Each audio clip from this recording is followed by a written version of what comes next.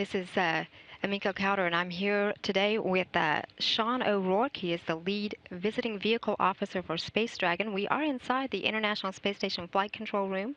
In this room is where the team's Orbit 2 team has been monitoring the systems aboard the space station. Meanwhile, there is a vehicle that is scheduled to launch tomorrow morning at 3:55 a.m. This is the SpaceX Dragon.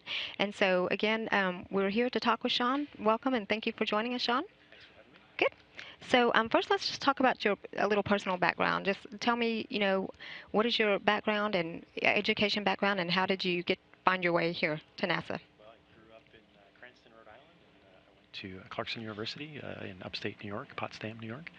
I came down here right out of college and hired on at United Space Alliance doing trajectory design, working the pre-flight analysis for Space Shuttle. And then I moved into the front room as a shuttle rendezvous officer. Worked a lot of the space station assembly flights and got to work Hubble repair missions, and I had a lot of fun doing that. And now that that is over, I'm over in the visiting vehicle office, and our office are the trajectory experts for the space station in dealing with the visiting vehicles that come up and bring cargo and crew. Okay, great. Well, we're happy to have you here. So first, tell me explain your role as a visiting vehicle officer. What does that mean? So our group, we have expertise in guidance and navigation and trajectory, and our role is to talk to the partners that are sending the vehicles up to the space station, and we help them interface with the space station and let them know what the space station is going on. The two vehicles coming together, there's a lot of vehicle-to-vehicle coordination that has to go on there, so we help monitor that, make sure that all links up together really well. There's two different kinds. There's docking vehicles and there's grappling vehicles, and I'm in the grappling vehicle side, and so things like the HTV vehicle and now the two new COTS vehicles, they'll be grappled by the space station arm. So we also have to know a fair amount about the tools that the crew uses to monitor the vehicle as it approaches from below. And is there more? Because you just talked about some of some of the vehicles are like the automatic ones that don't require, the crew's help in pulling with the grapple and that sort of thing. But also with this one, the SpaceX Dragon, this is going to be one that's going to require some robotics operations. So if you will just explain to me, I mean, is there more involvement if it's a grapple type?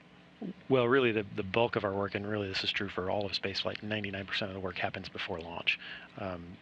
Making sure that the vehicle is built to the requirements, making sure that the plan that is on board the vehicle is going to execute these maneuvers autonomously with ground monitoring, and making sure that that all meets the safety requirements, and then making sure that we have the proper insight to verify that even though the plan may have been safe, that we need to make sure that we're watching the vehicle as it's happening to make sure it continues to be safe. Sure. And so with this particular vehicle, what has your experience been? I mean, how long have you been working specifically for this particular vehicle? I've been on this team for about 2 years or so, so I've got to know a fair amount about how the vehicle works, which has been really interesting.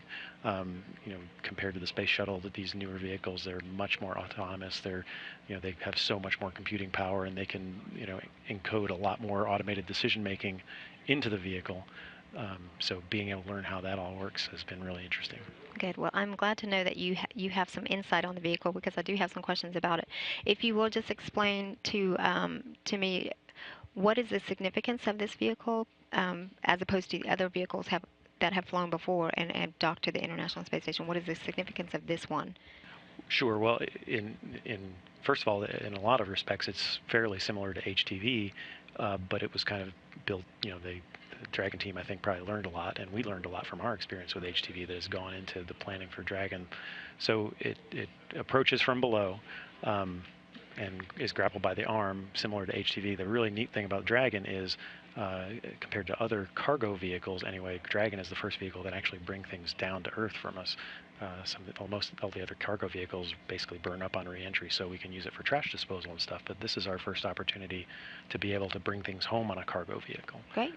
And so that's going to add some great capability, I'm sure, especially for hardware experiments and whatnot that we are ferrying to and from the International Space Station. Right. The capability we lost with the space shuttle that we'll be anxious to get back. And also, there is the commercial part of this vehicle. Can you talk about that? Well, one of the things that's different about the whole commercial program is that we try and stay out of the details of how the problems are solved. We levy the requirements, and first are the safety requirements, and then really delegate a lot of the responsibility to figuring out how to solve that to the commercial teams. And it'd be really, they have a different perspective, and they want to take this vehicle and use it to provide services to other customers as well. So they have to weigh our requirements against what other markets they see out there, which would be great, because if they can take this vehicle and make money other ways, then that should bring our costs down in the long run. Okay, great. That's interesting. So, if you would also go through just the series of what's going to take place after it launches. So it launches, it's in orbit, and then what happens next? Sure. Well, the SpaceX team has done a lot of verification work pre-launch. After they get on orbit, though, we also have some additional gates they have to go through, which are to demonstrate some basic capabilities before we'll agree to let it come to the space station. After launch, they'll be collecting some absolute navigation data using GPS, and the SpaceX team will take a look at that and make sure it's performing per the requirements, and they'll give us that data, and we'll take a look at it and make sure. So that'll be one of the first gates that we go through is after they get on orbit, just the basic vehicle's capability to figure out where it is and where it's going. Also some safety critical functions like the abort functionality. So they'll test that out where it's much further away from the space station and we don't have to rely on it, and so we can watch it in orbit, see how that it really does perform per all the analysis, and we'll get comfortable with that before we let them come in. Another big one would be on the day before grapple. They will do a flyby below the space station, and a little more accurate navigation capability is for the space station to send GPS data out to the Dragon vehicle, and it will calculate a good solution that is much more accurate of the Dragon's position relative to the space station. And so we'll take a look at that data overnight before capture day and make sure that is all performing how we expect, and then we'll come in and let them come grapple on the next day. Okay, great. And now you mentioned demo flight.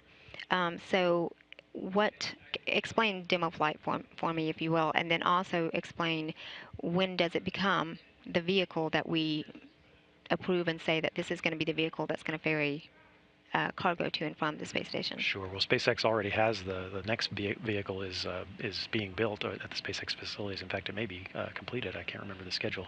But so this flight is a demonstration flight where they're going to demonstrate their capability to get to the ISS. So we do have some cargo on board, but if something were to go wrong, it's stuff that we can live without for quite a while. Assuming everything goes well on this flight, if they get up to the space station and home again, the very next flight, which I believe is sometime mid to late summer, I forget the schedule, but that will be a real cargo flight that starts their CRS, Commercial Resupply Services contract.